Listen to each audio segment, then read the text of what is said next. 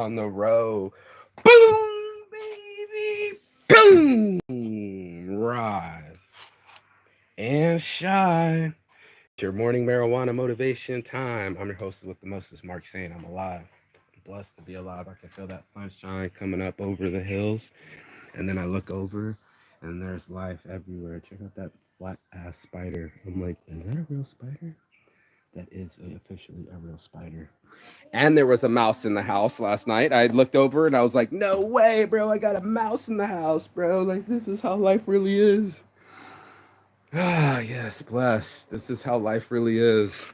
Let's let it sink in. This is my meditation time. I started doing meditation every morning to heal myself and heal some of my unwanted trauma. And this morning, we're going to talk about it. Saints addiction, baby. Saints addiction. We're on a mission. We're highlighting everything instead of just wishing. We're on a mission. Who's ready to grow with me, bro? Are you ready to grow? Are you ready to grow? All right, let's go. Some of the things that I learned recently was the fact that trauma has affected me my whole life. And I just watched a video on it. So it was like, oh, I got to do the morning marijuana motivation. Let me explain everything. Let me show you what I mean. So most people don't know that their childhood trauma is still affecting them, right? I don't know what the hell that was it right there. Here, hold on, there's the shorts. 5 ways unhealed trauma affects us. Hey Psych2Goers, welcome back to another video. Have you ever lost a loved one or a meaningful relationship?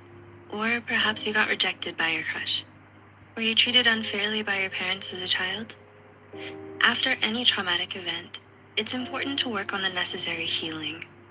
Unhealed trauma can affect our brain and lives in many ways and unfortunately will not die down on its own.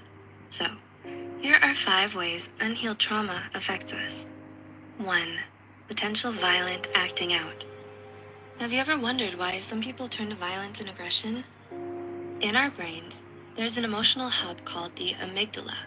While the amygdala controls the expression of many emotions, it tends to have a very prominent role in fear and aggression.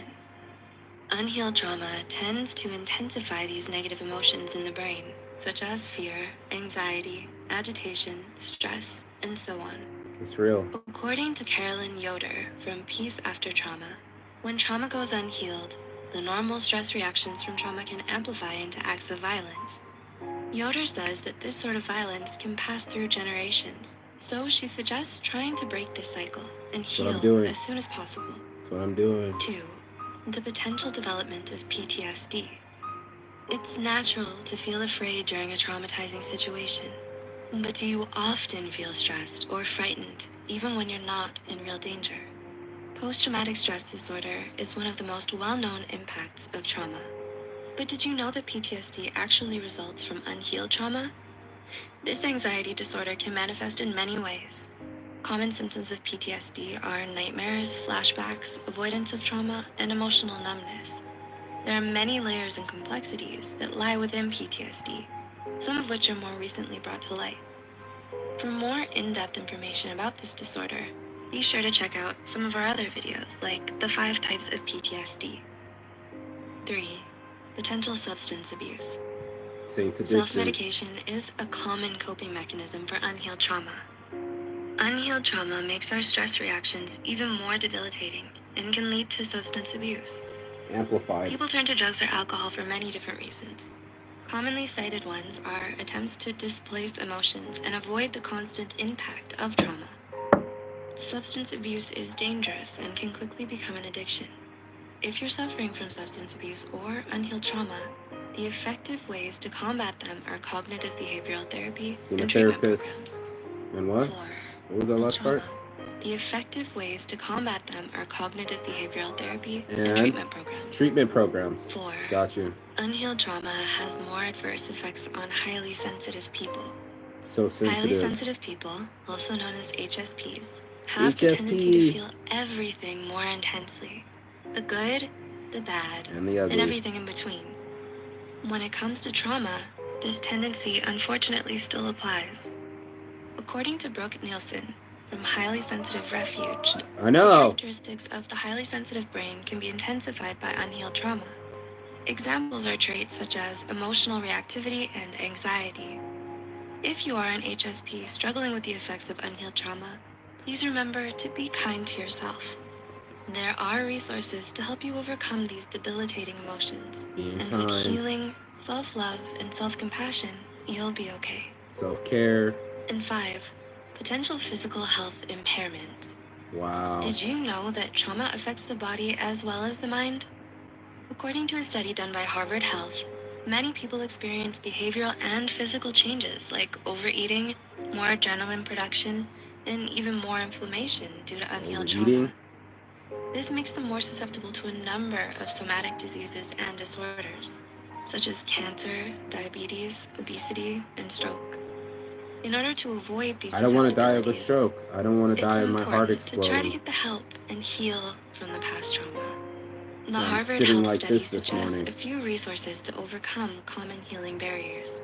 These include the International Society for Traumatic Stress Studies, That's what's the up. Anxiety and Depression Association of America, and the National Center for PTSD. Wow. The links to those websites are in the description below. That's what's up.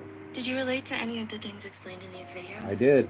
I immediately wanted to play it this morning because I saw so much correlation between the substance abuse, the self numbing, the reparenting.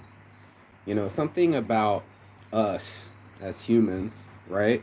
When we are learning these different systems that we created in our minds, the worst part is that you're usually under a high level of anxiety, a high level of stress. You might not even know it. And you're going inside your brain, racking it, going like, why is it this way? Why am I so sensitive? Why am I yelling at this person? How did I learn these very evil traits that aren't exactly that sophisticated, right? You don't want to sit here and be like, oh yeah, every time somebody criticizes me, I'm up in arms. I can't be told nothing. Matter of fact, I'm always in fights. I can't seem to keep my hands to myself when I'm getting scared. And maybe that's what was happening with my father when he was hitting me, and his father when he was hitting him, that you would get over anxiety, that this person that you're supposed to be in love with or that you say that you love, you're now hitting them. And in a way, like I was playing yesterday, you know, he broke his leg, bro. He broke his fucking leg. A kid broke his fucking leg and his father hit him. He hit him after because he was hysteric. He said, you were hysteric. No, you were hysteric. I have a broken leg. I have a reason. Your reason is that you can't process emotion. You're a fucking full-on New York lawyer, high-powered attorney, and you're all Billy Badass like most of us, right? We're narcissistic. We're Billy Badass at the one thing. But the simple thing of being nice, we can't even be nice to ourselves, bro. We're picking ourselves apart all the fucking time, talking about perfectionist, talking about this ain't good, that ain't good. We're riding people's dicks into the dirt. You know, we all know that friend. Are you gonna wear that? Who's gonna be there? Why am I talking more than listening? How come I'm always overcompensating? Why do I date these kind of toxic people? Why am I toxic? And you look at your trauma and you go, holy shit. That happened 40 years ago, but I'm still talking about it. And why is it always fucking reaching in the back of my mind when I'm in a stress moment? That's the fucking worst part is I repeated the pattern, and that's why I had to fucking go see psychologists, bro. I had to go get treatment because the plan wasn't working. Whatever the fuck I was doing didn't seem to fucking work. Because whenever I get stressed out or I get anxiety, which is pretty fucking often for most people, if you can admit it, and then I'm now violent, I'm now yelling, or not so much yelling, I'm not much of a yeller, but some people get the worst out of me. And I try not to frame the situation as like, okay, hey, I'm stressed. This is happening to me. This person's talking crazy to me. Whoop de whoop whoop whoop. I can't believe. And de-escalate. Put on the brakes. Take a breather. Walk away. All these things I tried to do, and then yet it still came back because I didn't do the work. I didn't do the fourth step. I didn't seek treatment. I was aware. I identified. What's the first one you got to do? I realized, but I didn't do anything about it. I think I have a psychology appointment today at 6 p.m. Another one. This will be my third one. I need it because your boy's getting the fuck out of here, bro. I'm fucking stoked. First of all, let me give some good news so don't just get all fucking mad about this. But I'm leaving. I'm leaving the island. I'm leaving in 2 weeks. I finally got my shit booked. Everything's cooked, ready to fucking go, and I'm excited. I'm excited to break patterns. I'm excited to get away from negativity. I'm excited to get away from toxic behaviors. I'm excited to get away from toxic neighbors. I'm deciding to get away from toxic memories. Your boy booked it after months of trying to get my Bitcoin to fucking let loose. I finally did it yesterday and it unlocked right in front of me. And I booked it, transferred the funds. My buddy booked the trip. I'm now 1 year traveled and healed and finding it. For fuck's sakes, bro. I'm just fucking excited because Lord knows I've been in a fucking funk. Lord knows that this whole trip was planned for just fucking taking off and getting away from crazy people and toxic relationships, and also find it in myself. This is the one thing that it's not. It's not just all self-care and rainbows and butterflies. It's not any of those things. It's literally you getting away from your toxic self. It's literally you reparenting yourself and giving yourself the love that your parents never gave you and that you never understood, or maybe they didn't understand and then they were hitting you and now you don't want to hit your children and you want this all to stop. This is this message, bro. This is this message where you're not just a loose cannon anymore, when anybody can say anything that they want to you. You stay by yourself because you don't want to be triggered, and then you get around another person, or God forbid, love, and then you're in love again, and all of a sudden it all rises to the surface. I need to be in control. I can't trust anyone. They're gonna cheat on me, so I cheat on them, and then I'm gonna turn violent if things don't go my way, and I don't seem to have any stop button to keep my hands off of people in case I'm scared, like, don't leave me, but I'm gonna hold you. And that's not fair. That's not healthy. It ain't right. And I started to look around and I was like, this shit ain't tight. Like, I gotta tighten my shit down. I gotta be more of a man. I gotta really focus. And it turns out that's not what it is. Like, if it was so easy as to do the push-ups, I've already did it. It's not that. It's this. You need somebody to look at your blind spots.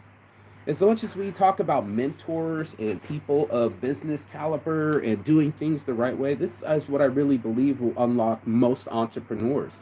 Is you're probably already over speaking, you're probably loud as fuck, right? You probably don't mind doing whatever the fuck you want to do. You're bold, you're doing it by yourself, right? This is what entrepreneurs do. This is that charisma, this is that boldness, this is what we like about these people.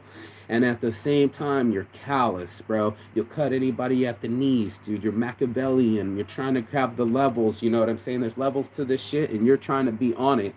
And the only thing to level up is to level in. Isn't that weird? Let me try that again. The only way to level up is to level in.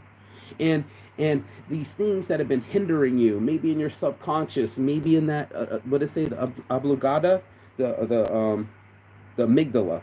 In the amygdala, you're making rapid decisions because you were trained that way, bro. You had stress your whole fucking life. People were yelling at you, they were hitting you, they were being rude to you, and guess what you are now? You're exactly like your parents, out of control, codependent, substance abuse, violence, and it came probably from their parents too. That's what fucking sucks, bro. This is years of traumatic events that hurt me. I already got hurt. I already got spanked as a kid. I already got conditional love. I already got fear deep down in my soul. And this man that is now probably 65, 70 years old, I'm 44, still has a hold of my amygdala, that if anything goes down and stresses me the fuck out, what do? I freak the fuck out. And what's worse is I act like him. I start telling you how it's supposed to be. Yo, this ain't perfect. Let me tell you, boop, boop, boop, boop, boop, boop, point, PowerPoint presentation. Don't look at me. Don't judge me. I'm judging you. I'm too busy judging you, so you got to come judge me. And I'm like, fuck that shit, bro. I don't want to hear it anymore. I just don't. I don't want to hear it anymore. And I get frustrated. And it's like this other guy comes out. And that's the kill Francis moment, bro. Like, kill Francis, bro. Kill the Ice Queen. Kill this dumb bitch over here. Fucking make it regulated. Do all the fucking things that are necessary for me to fucking grow, bro. Including over talking people that are on methamphetamines next door. So it's just one of those things where I can feel it come up. I can feel the stress level come up. And like, fucking dumb bitch, shut the fuck up. Right? Like, shut the fuck up. But no, man, what happens is now we gotta fucking argue all the time. You get that out of me. Now I'm out of pocket. I was this calm individual that thought he had self-control. Then it just skips my self-control. Hi, Ribbit. It just skips my self-control. And then I'm looking at it and I get really sad. I'm like really depressed. It's like, this is the worst decisions ever. What the fuck, Mark? What the fuck, Mark? What the fuck, Mark? And then it was just like, you chose. Without even knowing, you made a choice. You were choosing your parents. They were choosing to teach you these modeling techniques, and now you're exhibiting them. And all those things really aren't your fault, but they're your cards you're dealt. And that's like one of those hard things to be like, man, isn't it enough? Like my friend Kimmy said, man, it hurt my heart when she said this, but she's like, Mark, I've already been getting fucked since I was 4, bro. What's the difference if I'm a dominatrix? What's the difference? Now I'm in control. These men can't control me. They can't control my essence, my sexuality. And that's what I had a tough time with my ex. It's like you commodify these things, and then all of a sudden you want to pretend that it doesn't have issues inside of you. And my friend, I mean, telling you, it's my best friend Kimmy. I love her to death. And I was just like, but Kimmy, every time you're stomping on someone's balls, dude, you're stomping on your own heart. It wears off on us, bro. We don't want to see it that way, but it's the send in. Thank you, Chirper Bird. But that's what it is. Like you go to the fucking send in, the strip club, and you expect him to win. She loves you now. Like strippers don't love, bro. This is an exchange. This is a transaction. This means that I can't feel love really because I don't feel the love when I was a child. I think it's like a suspect situation. I want to think that there's a covert contract that like, no, you can't really love me, right? Like, nah, dude, nobody really loves me because if they really loved me, my father would have loved me. Or, you know, like the love that my mom has for me, which is more like a pseudo husband than it is a son. And then I had to reparent myself that I had to grow up. And so my mom won't say, yo, Mark, she does say you're 44, get your shit together. But it's also one of those things where it's like, I got to pay my own fucking bills. I got to talk louder than my fucking neighbor, bro. I got to fucking do a show. I got to live. And it's like, it's on me. This work that's getting done, it's on me. I don't get to just walk away and just not have it any way I want. It's going to come up. Whether I like it behind me, whether I like it to the side of me, it's going to come up. And I don't know when. And that's when I start to shoot myself in the foot. It could be in an interview. It could be in a relationship. It could be important. And I will fuck it up. My mouth showed up. My charisma showed up. Everything that I did to make it happen all showed up. But so did Francis. Francis showed up too. He showed up and showed out. He started arguing with people's mamas. Demanding that we tell her mom that she's pregnant, not lie, as if she didn't have a choice, as if my pressure and my intensity was going to make it better. Are you serious right now, Mark? Apparently I was. Apparently I thought I was so serious that I was so stressed out. Like, this is how I handle stress. Everybody needs to see me, hear me, listen to me, feel me. This is all this big of a problem. I'm such a child. I need grown-ass women to calm me down. I'm such a little bitch that I gotta fucking put my hands on bitches. And then all of a sudden I'm shocked while I'm alone and how hard I work and all staying consistent with my workouts and my diets and this lifestyle and this YouTube. And then I look down at my foot and it's my parents. It's my mom. It's my dad. That's the way that they talk to each other. It's the way that they exhibited love. And this piss poor excuse for love, not that they didn't really love each other, or maybe they didn't know, maybe it was the codependency of substance abuse, maybe it was the abuse that both of them received. We date familiarity, right? Oh, you're just like my father, didn't even notice. Right? Like you got a beard just like him, didn't even fucking notice. Or you have narcissistic tendencies like him, didn't even notice. My poor mom went there with my dad. My grandpa was like, yo, go run and get me some beers, right? Not a big deal, nothing to see right here, folks. Let me move this fan. I'm trying to roll a joint this morning. Right? Nothing to see here, folks. Let me just go with my parents. Let me go with my future husband. And he's getting beer and tobacco like my father, and he's abusive, he's dominating, and he's totally masculine, which turns you on, but also means he's gonna hit you later, right? Like, what the fuck? So my grandpa's hitting my grandma. It's not a proud moment to talk about it. And I'm not saying with a lot of empathy, because if I say it with empathy, it might just kill me. It might be overwhelming to my feelings and my whole subset, bro. So a lot of these things get the push down. I showed you yesterday, that balloon under the water, we just push it down. Let me go get another beer. Let me get another girl. Let me get cocaine. Let me get anything that doesn't make me feel this way. And I don't know how I feel because it's a weird feeling, right? Like anytime you got your past coming up out of your fucking mouth and you go like, whoa, that was my dad that just jumped out. Or whoa, I sound like my mother being judgmental. Are you gonna wear that? You know, make sure your tits stick out further than your fucking gut. How many people you know do that? And that's what ends up happening. We end up telling ourselves or talking to ourselves the way that our parents talk to us. We end up being a fucking physical disaster inside, having herpes breakouts or diabetes or even worse, heart attack. And you wonder what happens to people. You're like, why are you in the hospital? Well, shit, you wouldn't say childhood trauma. You wouldn't say that at all. You would say because I had a bad diet, I didn't go exercise, I didn't do the things that I was supposed to do. That's what you're going to say. What ends up happening, what we end up actually doing, is we end up overeating. We end up getting in dysfunctional relationships. This fucking sucks to be a narcissist. It's like I got pain when I was a kid, and now I got to endure the pain of everybody. I didn't even cause this shit. Generations ahead of me. And then I lost more kids. And then I lost more substances. Or I did more substances. I chased things outside of me. And now I'm sitting here going like, this can't possibly be. It can't possibly be the way that my life is. It can't possibly be me. I'm this one that's so nice to people. I go up to people. I hang out with them. I talk with my friends. I'm a good friend. I've had friends for a lot of years. I can paint myself as the saint. But that Francis motherfucker, when he shows up, bro, oh my God, dude, he's riding ass. He's doing it to his loved ones. It's behind closed doors.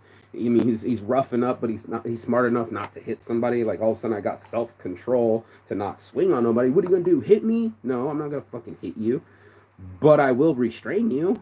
Like if you're swinging at me, I mean that made sense to me, and I will walk away from you multiple times so you don't swing at me. That made sense to me. But all of a sudden when you're fucking kicking me in the balls and headbutting me, I locked you up. And in me, the guy that fought his father at 15, that guy shows up. I know how to wrestle. You're not going to just put hands on me. You're not going to treat me any fucking which way. And now all of a sudden I'm trying to protect myself from the way I was treated, bro. Like how much of a fucking mindfuck is that? That you already got the hits. Now you're hitting and the cycle continues. What do you think it's like for people that have their primary caregivers not give care? That's what reparenting's all about. You got to give care to yourself now. You got to do the Care Bear stare, bro. You got to look deep inside yourself and be like, okay, what do I care about? How can I treat myself better? It can't be overeating. It can't be alcohol. It can't be drugs. Like, that shit ain't going to get you there. For sure, we've seen everybody. If it worked, it would have worked already. Millennia ago.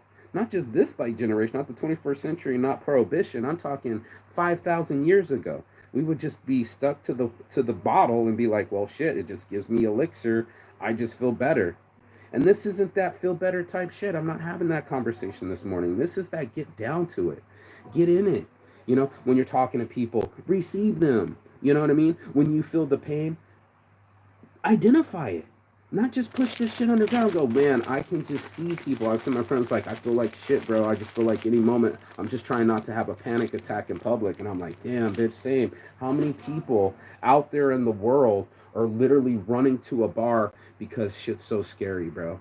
You know what I mean? Like, you know, you're just so fucking scared that shit's gonna fucking come out and change your life, and you have no control over your life, and shit gets weird.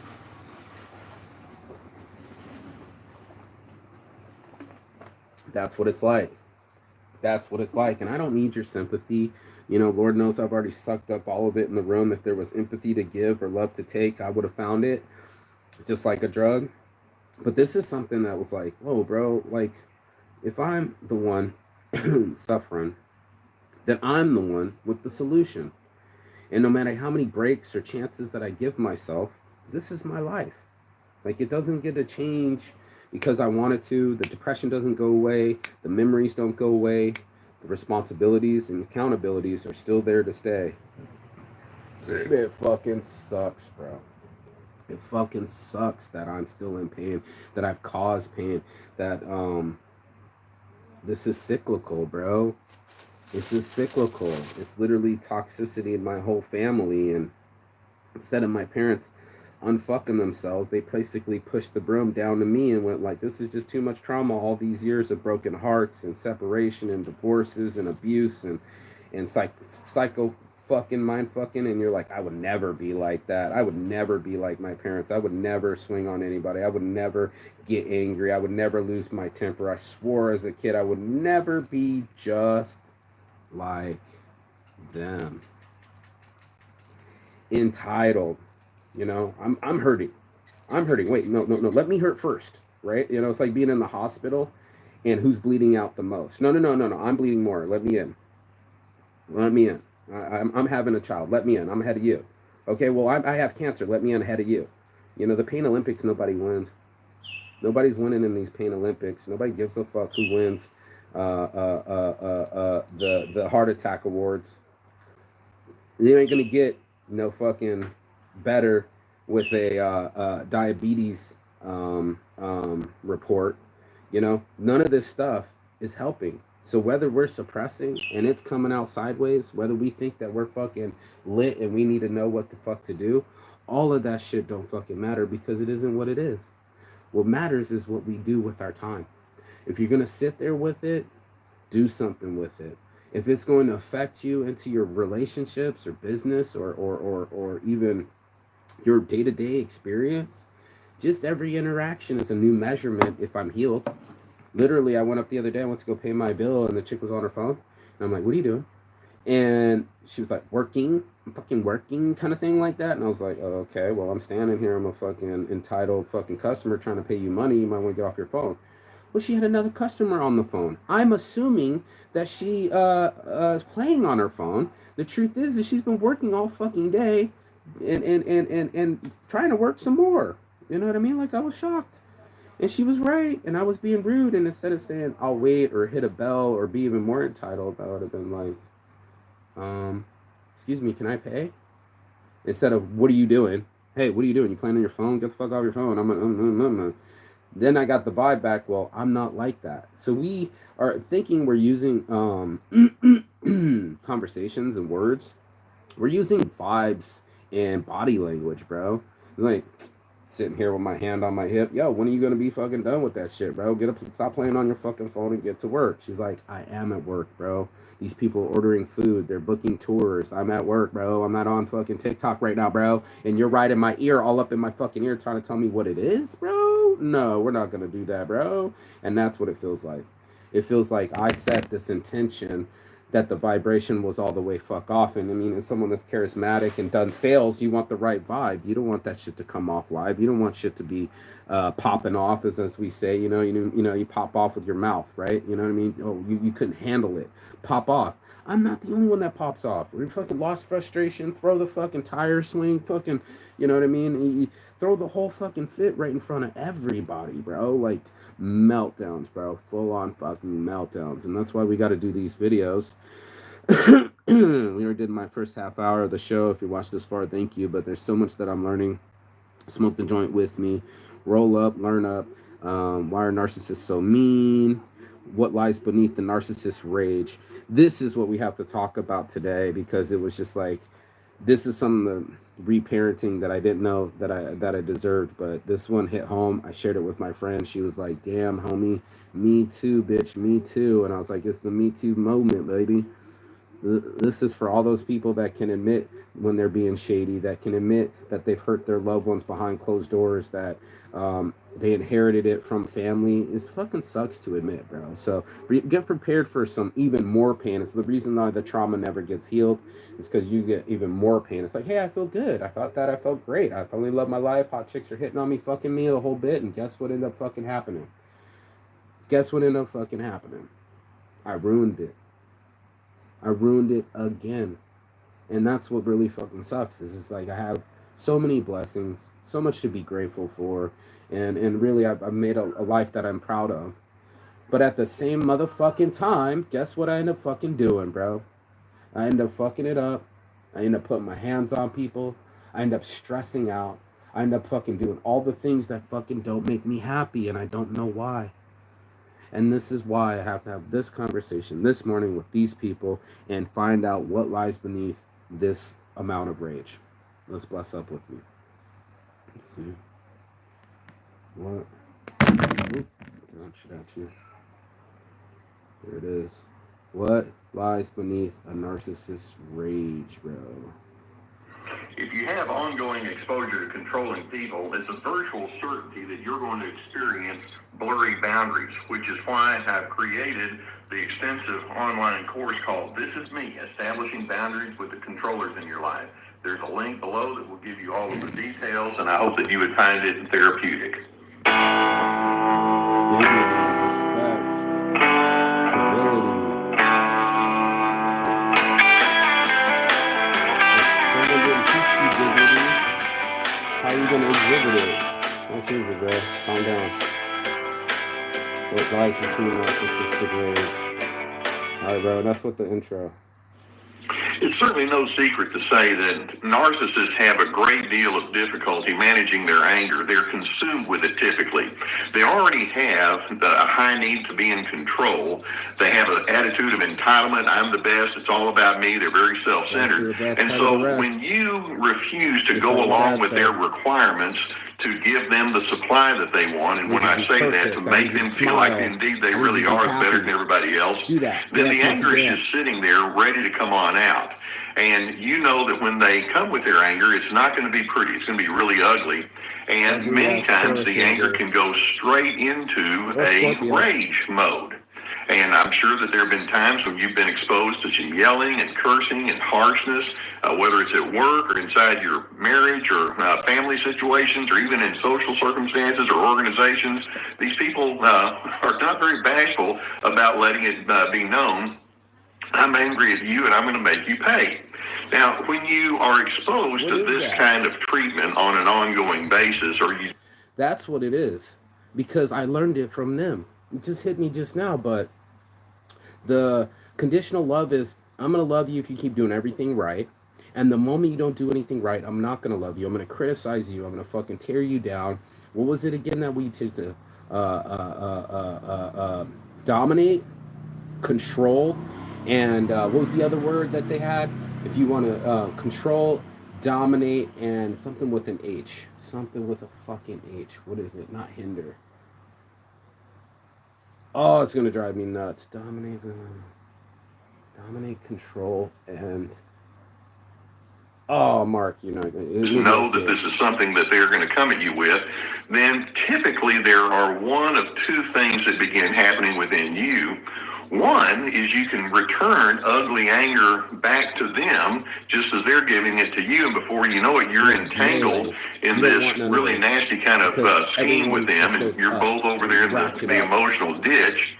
Or another typical response is you can just pull back so far and you can suppress, thinking, I don't want to wake the beast over there, and you become a shell of yourself. Either way, it's not good. Now, it's so important for you to know what's going on inside that narcissist when they go into that rage mode.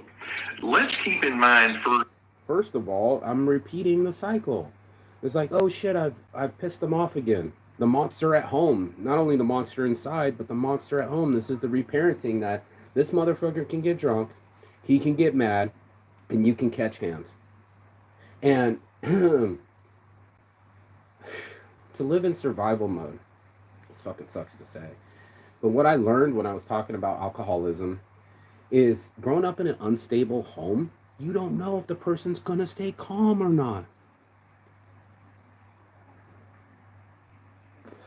You don't know if they're about to pop off. You don't know if the thing that you were loving doing outside playing is about to turn into violence or sexuality or something a child's not supposed to be exposed to. And I see you're such a strong man. I do push-ups. I've been around the world 3 times. It's fucking happening. I make my dreams happen. I'm selling 300 tote bags right now. I'm making money, coming back to the States, getting my shit together, editing videos, fucking still doing the morning motivation. Didn't let that girl kill me. Didn't let it kill myself. And that's where it comes from, that abuse, the substance abuse, the physical violence abuse, the the treating other people with a lack of empathy. It wasn't exhibited to me. When I was there as an 8-year-old and my dad's about to fucking spank me, I'm sitting there on the shitter going like, oh man, my stomach fucking hurts, bro. I'm about to shit my pants. We all know that feeling with the bubble guts when you know you're in trouble. Anybody else? Is it just me? When you're like, oh shit, he's coming home. Right? How many times have you done the oh shit, he's coming home, she's coming home, everything's hunky dory till 3 p.m. when they get off of work, and then they start drinking, and then they're at home yelling, where's the remote? Why the fuck didn't you cut the lawn? You're such a fucking fill in the blank. And it's like, I know they're not trying to be bad parents, bro. I mean, they went to work and put food on the table, right? And they got a roof over your head, right? But they didn't have stability under your feet. You have to start seeing it this way. If you don't see your trauma, if you don't fucking need it, if you don't unpack it and just like, okay, thanks for your help, Mr. Psychologist, Miss Psych. I have a female psychologist, Miss Psychologist, Dr. Lady. Thank you for your help, because now I'm seeing things that I couldn't see before. I didn't have time limit on my emotions. I knew I was impulsive because of the addictions, the Saints addiction. You weren't telling me nothing new, but I didn't know my anger was impulsive. I didn't know that I could feel the neck hairs go up and not do something about it. Not fucking swing on somebody, not talk back, not get opinionated, not tell them about themselves. And that's what alcohol accelerated. When I was talking about getting drunk the other day, my friend's like, I can imagine you. And I was talking, no, I think I was talking to Michelle yesterday about it. And I said, you wouldn't like me drunk. You know, I was like, she was like, I've never done cocaine. I'm like, I do not want to do cocaine with you. I do not want you to try cocaine, and I do not want to do cocaine with you. Acid, boom, done deal. Fucking, it's already on your tongue. Like, we're going to laugh, have a great time. What an amazing psychedelic experience. The other one, the amphetamines, the methamphetamines, or the narcotics, bro, you're talking about something not right inside you. You think it's this fun experience, and it turns into a deadly cycle. And that's what we do. We think this is love, and it turns into toxicity. We think it's real, and then it's really kind of fake. So this is the tough part with the fake empathy. When you feign empathy, or you what's the other one? When you future fake, and oh, things are going golden God. Well, I was already future faking myself most of the time, my whole life, because I was like, I'll just do it. Okay, how are you going to get here to America? What are you going to do for money? A week ago, 2 weeks ago, I would have been like, I just said I don't know, because I stopped lying. I was just like, it's going to happen. Don't worry about it. I have a business. This is why I don't have a job. I rely on my business. Sure as shit, referral, boom, 300 fucking tote bags, boom, busted out for an event, boom, baby, boom, you know, print by Saints, what's up, print by Saints, let's go. You know, that's good for the ego. But I gotta be nice to these people. You know what I mean? I gotta act right. And in business, we don't seem to mind to do that, right? You know what I mean? You juice your connects, right? You know what I'm saying? You take them out to lunch and then they buy something from you later. That's all covert contracts, man. That's like why they are contracts, right? It's not a fucking mosquito, you bastards. Um, let's get into this. The covert contracts are a trip, bro. And foremost, that anger is a secondary emotion. And when I say secondary, it's a manifestation of other issues that are actually more primary, that are down on the inside of themselves. And frankly, there are a multitude of issues that they are not coming to terms with. This is also true. Let me do this example. When an individual is angry, you can see that it's tied to their unresolved need for significance. Angry, in other words, the anger is secondary for their craving for significance. I want to be a somebody. I want to be known as somebody whose word matters and whose opinion is the best. And they just can't stand it if somebody doesn't give them that significance that they don't fully have on the inside. The anger is also secondary to their deeply embedded insecurity. Am I okay? Did I look right? Did I sound right? Am I making good sense? And that's you second guessing yourself. You talk about narcissistic abuse, the abuse I've caused to other people. It happens to me too. The CPTSD and the complex post-traumatic stress disorder, that these type of things that this guy's talking about are the insecurities. Why am I insecure? Right? I do all these things. I got a badass beard. I got muscles. I've done things in my life. Why am I insecure? Because someone came into my life and insecured me.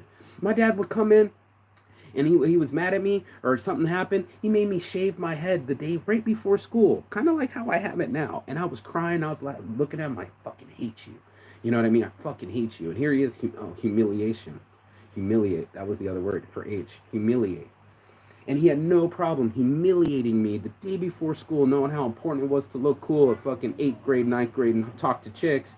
Sabotage me, get me fired from jobs, you know? Call me up, your sister's hurt and it's an accident. No, he just wanted me to work with him for just $10 an hour doing fucking construction. It was the worst job ever.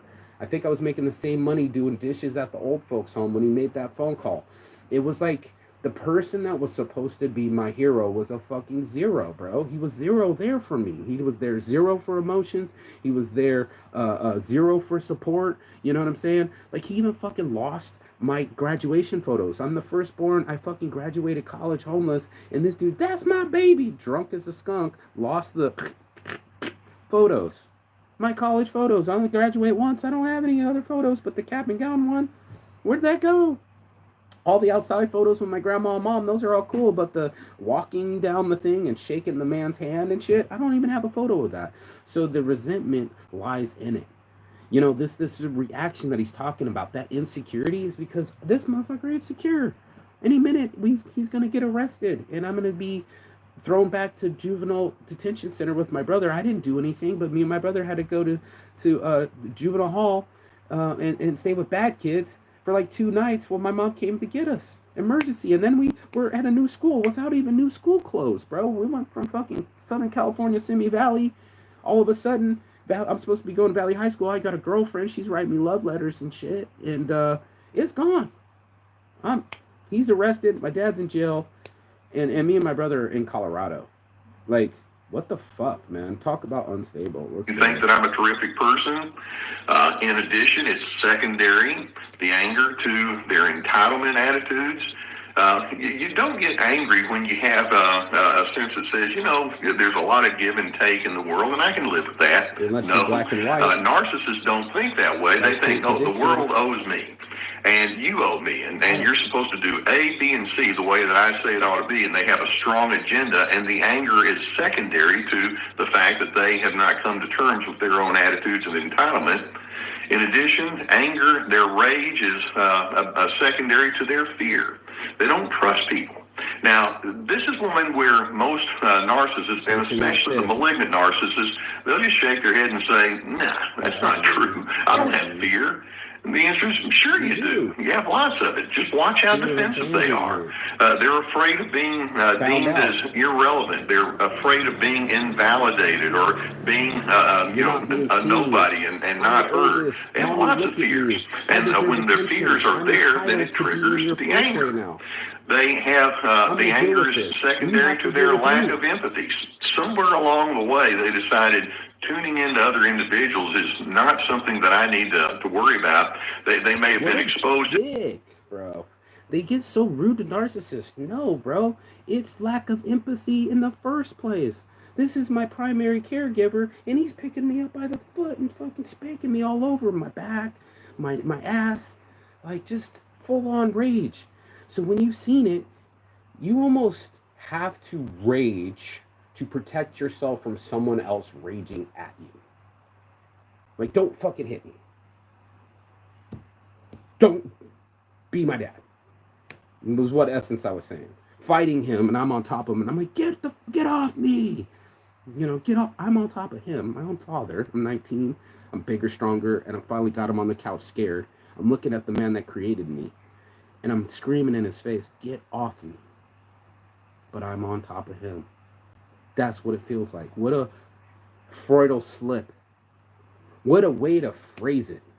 You know what I mean? One of the guys I said, he was going like, you can't leave me, you're my mom. He said, bro, I watched the words come out of my, you're my mom. He's talking to his girlfriend. He has mommy issues so bad. You can't leave me, you're my mom. Fuck, bro. Teachings about how necessary empathy is, but they thought, nah, I don't need to do that. That's just not me. Also, the anger is secondary to their unresolved shame. Narcissists have grown up thinking that you have to be the one who's the best. You can't let any kind of mistakes be known. And so if somebody comes along and says, well, I question you, you're not going to get the it's not just a need for dominance. There's a sense that says, oh, no, I don't want you to go into any kind of weaknesses of mine, because to say I have weaknesses or I hurt or I struggle or I feel inadequate, That's a shame kind of thing for them. Yeah, and you wouldn't share that either. I remember one time my mom was screaming at the top of her lungs, "Get the fuck down here now!" Somebody had put pots, her lovely pots, saved up hundreds of dollars for decent pots in the dishwasher. Apparently, you're not allowed to do that. But apparently, you can line up all your children and with the pot and pan upside their head. I think my sister got the butt in worst of it, and then she went backwards and got everybody in the head. Like, do you really physically hit your kids with pots to get them not to put it in the dishwasher? Are you really screaming at the top of your fucking lungs? And in the middle of this, the reason I'm telling you this story, trying to hide it, the shame, in the middle of this, the phone rings and my mom picks it up and goes, "Hello?" Like we're like, help, she's fucking crazy. Whoever's on the line, send the police, she's gonna kill us all. And you see it in the news. Men get drunk in Finland and kill all their families during Christmas. Woman drives off a bridge with all her fucking kids.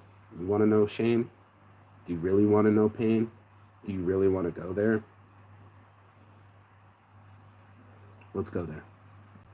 So I want you to see that as you engage with that narcissistic person, they're wanting to make it all about you, when in fact the anger and the rage that comes along speaks volumes about all of these underlying emotions that drive the rage. Right. You know, when a like narcissist asking somebody how many times you've been hit, it's about how many times I hit. Let's put it that way. How many physical fights I've been in with men, how many handsy moments I've had with women. Probably half, a quarter of what was done to me is going into that rage. Basically, I mean, just think about what they're really implying, and sometimes they may actually say this, but basically they're saying, you have failed me, as if you're responsible for their personal stability. Or they're thinking, my life is miserable because of my interactions and engagements with you. And I'm thinking, no, your life is miserable with or without me. Or in their rage, they're saying, you are the problem. What are you going to do to fix our relationship? And they're also implying, I have to have your conformity. You are a loser. I will make you regret ever disagreeing with me or being contrary to who I am. It's not that at all. This guy's being so devilish right now. The devil's coming out of his tongue. I wish I was like that. When I sat there and talked with my friend who also suffered from narcissistic abuse, and I would tell her, oh, that's what it is. You know what I mean? Mind control. You're doing ayahuasca and you're like, I saw God. And he's like, what God? You know, like, I'm your God, right? You know what I mean? You don't believe in God. There is no God. You didn't even see what you saw. Instantly gaslighting her, instantly mind fucking her, and instantly controlling her. And she was just like, God, man, I can't even tell my fucking story. I saw God. You didn't even ask me, what did he say? You said, what God? You look at all of that, and it's like, these are people that have a lot of unresolved issues on the inside, but it's of utmost importance for you to see that when narcissists go into their rage reactions, they're trying to make it all about you, when in fact they're revealing the reality that there is so much unresolved business that they have not been able to come to terms with. But unfortunately, these tend to be very, very low insight people. Right. Now, there are multiple thoughts that I want you to consider as you try to figure out what you're going to do with the rage that the narcissist wants to throw at you. First, we're going to say that there is no constructive purpose to it. Again, I can mention that anger, when it's managed correctly, can have the constructive purpose of sharing needs and feelings and establishing boundaries, but that has nothing to do with where an angry narcissist needs boundaries. How dare you, sir? How dare you? When you're talking about people that are sexually assaulting people, or and you want us to have boundaries, but they cross the most perverse boundary, and then the mind fuck of it, that you are now like them, that you're gonna pick up the physical abuse, the substance abuse, the anger abuse. You're gonna fucking inherit it. Not only did my father beat me, I haven't beaten anyone else. I beat up on my brother. I beat up on my siblings. Not so much my sister, mostly my brother. And then, of course, in my relationships, handsy, destructive, abusive, verbally, mentally, not so much physically, but it ended physically. It's like, I need to control this. If I can control my life, then everything will be all right.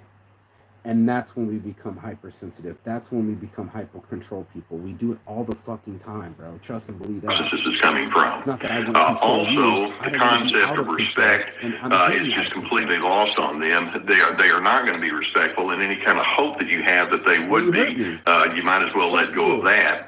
Inevitably, they have such a low ability to reason with you regarding emotional issues and personal matters. Somewhere along the way, they decided, even if they were exposed to teachings about the necessity for that, they decided, no, I don't find that to be necessary. I don't find that to be good or reasonable. I'm not good at getting into the personal dimension, so they don't. They just rage as a matter of covering up all of that. Narcissists, in their rage, have concluded control, domination, and humiliation. I told you. Yeah, that's a good relationship strategy. I mean, think about that. If somebody has to completely overwhelm you, if somebody has to completely dominate you so that they can finally walk away saying, yeah, I win. That's not what it is. It's like, wow, that's such a poor strategy. And it's also important for us to acknowledge sometimes the rage is not always loud. Obviously it is, but many times the rage is also just beneath the surface as you begin feeling the contempt that they have and the grudges they're holding on to, the passive aggressive kind of micro aggressions that they have toward you. Tit for tat. These are individuals who simply don't know how to do life well. They've surveyed the world and they've decided the world has failed me, but despite all odds to the contrary, I'm still going to try to come at everybody and let them know you are responsible for making me feel okay about all of my problems. That is not what we're saying. We're saying we're hurting so much inside. Someone please save us. These are individuals who just, they don't think through things well at all. So he's talking to us like we're just abusers, but we're also victims, bro. And I'm not trying to play the victim card. This is me stepping up for sure. This whole thing is just like radical honesty. Just like you need to know, just like my friend wanted to know, why is her narcissistic abuser abusing her like this? This is why. It isn't like he just went over there and said dominance, control, and humiliation. No, it was probably his father who had dominance over him, control over him, and humiliated him. So you're literally modeling the behavior from your captor. What the fuck? Having been said, let's recognize that when you're in the presence of a narcissist who goes into these rages, first and foremost, you want to disconnect as soon as possible and as thoroughly as possible. Many times you can go into the reasoning with them, saying, please quit doing this, and let me explain to you why this is not right. Never do they come back and say, yeah, you got me on that. Okay, what would you like for me to know? They'll never be sorry. They're not going to do that. You want to just completely get away from all of that because your exposure to this is going to do nothing but harm you. That being the case, you want to make sure that you don't keep secrets about you and that raging narcissist from other people who might be able to help you. So often, if you're on the receiving end of their rage, you think, well, I don't want to say anything because I'm embarrassed or it's so painful. Say something, whether it's to a family member or to a friend or to HR at work or a therapist. You want to get it out there and you want to speak because it helps so much to be validated by someone that says, I hear you, you're making good sense, I can understand why you feel as you do. Don't keep the rage and all of the hurt that goes with it secretive. Instead, recognize nobody is going to take care of you better than you will take care of you. And instead of going into the battle for control and the battle for supremacy with that raging narcissist, I'm hoping you can say, you know what, you are what you are. And given the fact that this is going to probably repeat itself, I can't afford to continue having exposure to this. I'm going to pull way back.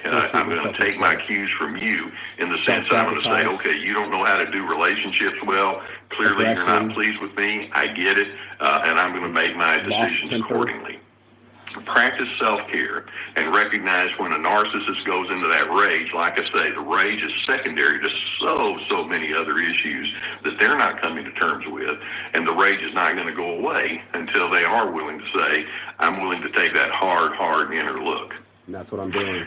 So I know it's difficult, but look at the rage as being a cue that says it's time for me to step up my game and have my boundaries, my consequences, my stipulations.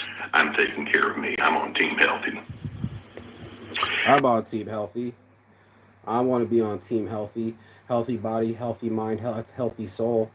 You know, I'm not always doing healthy things. I might overeat. I might be disrespectful. I might even watch porn. I have to find a way to end this. It's in me. It's the cards I got dealt. It's my family. It's the way I respond. It's my impulses. It's all my responsibility. So as a reparenting, I'm telling myself the stuff that my dad should have said. You know, if he's not talking to me, I have to talk to myself and say, you're enough. You're enough. You've done enough. I'm impressed. I love you. I'm sorry. Please forgive me. Thank you. You know, I have so much unpacking to do, and this is why I have to see the psychologist again today. Getting deep, killing my ego deaths, shame, guilt, resentment, all the things buried in that fucking balloon, and it's popped. And it's popped on people. It's popped like a pimple. It's disgusting. And it's the reason why it gets suppressed, because it's disgusting. You don't want to talk about it. You don't want to say, hey, man, I've been sexually abused as a child. Hey, I've been physically abused by my parents. Hey, I'm a fuck up, and I've been in a jail, and I fit the statistics of an addict, a criminal, and a person who couldn't keep a hold of his own fucking control. I'm trying to control a world when I'm not in control of myself. I'm trying to control other people, but I'm not in control of myself. I literally said that. You can't stop me. She can't stop me. You can't stop me. Nobody can stop me. And in that nobody included me. I couldn't stop me, you know? And I thought that was hack, was self-control. I thought it was discipline. I started changing my diet and disciplining my body. But I didn't. I'm disciplining my mind, but I didn't discipline my soul. I didn't do that self-care and go back and heal that mark, that little mark that didn't have anybody sticking up for him, that really wanted to do right in life, was a really good kid, loved smiling, loved people. And the people that I loved stopped showing me love. They stopped talking to me. And maybe it is me. Maybe it's part of me being like him, or the narcissism continued. The abuse continued, but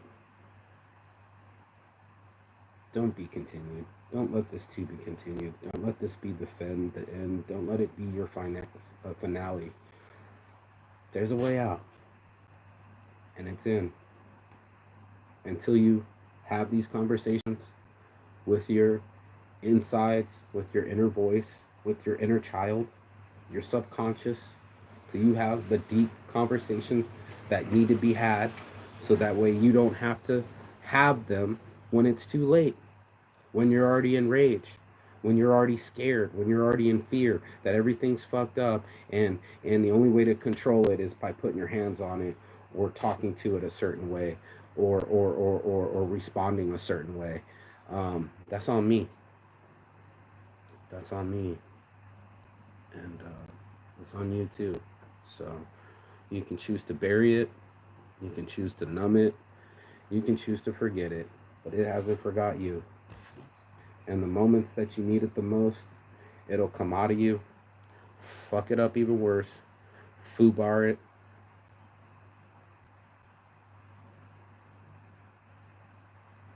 A monster. I want to be a monster. I want to kill Francis. I want him to die. So I have to stop giving it life. That ego, that need to be worthy and seen and heard and demanding and entitled and competitive. I'm enough. I don't have to compete. I've done enough. And that's why this show's at the end. Peace and love. And as always, Chigapon. That means goodbye, but not forever and finish. And I will see you on the other side as soon as you like, share, and subscribe, and mostly comment below. What traumas have you had to heal from? What kind of things were dancing in the back of your head you didn't even know were there? And how have they come out of you in certain situations, especially high stress situations, high anxiety situations, and you're just shocked that that was you. That was your voice. That was you yelling. That was you being aggressive. You're just shocked and disgusted at your behavior and your past. Welcome to Saints Addiction. This too shall pass.